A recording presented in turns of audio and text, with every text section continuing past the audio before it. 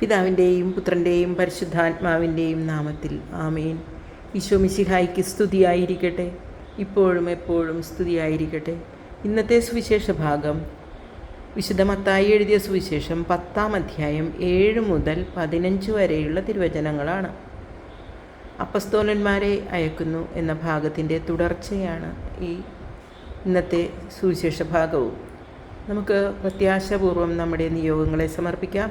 പ്രാർത്ഥനയോടെ വചനം ശ്രവിക്കാം. പോകുമ്പോൾ സ്വർഗരാജ്യം സമീപിച്ചിരിക്കുന്നു എന്ന് പ്രസംഗിക്കുവിൻ. രോഗികളെ സുഖപ്പെടുത്തുകയും മരിച്ചവരെ ഉയിർപ്പിക്കുകയും കുഷ്ഠരോഗികളെ ശുദ്ധരാക്കുകയും പിശാചുക്കളെ ബഹിഷ്കരിക്കുകയും ചെയ്യുവിൻ. ദാനമായി നിങ്ങൾക്ക് കിട്ടി, ദാനമായി തന്നെ കൊടുക്കുവിൻ. നിങ്ങളുടെ അരപ്പട്ടയിൽ സ്വർണമോ വെള്ളിയോ ചെമ്പോ കരുതി വയ്ക്കരുത്. യാത്രയ്ക്ക് സഞ്ചിയോ 2 ഉടുപ്പുകളോ ചെരിപ്പോ വടിയോ കൊണ്ടുപോകരുത്.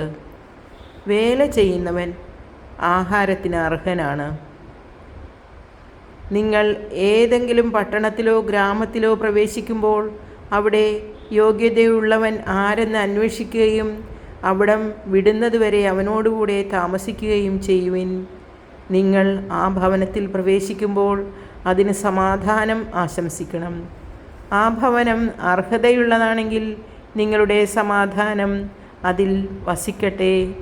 അർഹതയില്ലാത്തതെങ്കിൽ നിങ്ങളുടെ സമാധാനം നിങ്ങളിലേക്ക് തന്നെ മടങ്ങട്ടെ.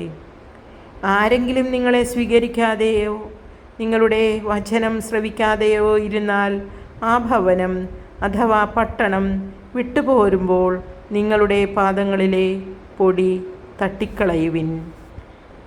വിധി ദിവസത്തിൽ ആ പട്ടണങ്ങളെക്കാൾ സോദോം ഗൊമോറ ദേശങ്ങൾക്ക് കൂടുതൽ ആശ്വാസമുണ്ടാകുമെന്ന് സത്യമായി ഞാൻ നിങ്ങളോട് പറയുന്നു.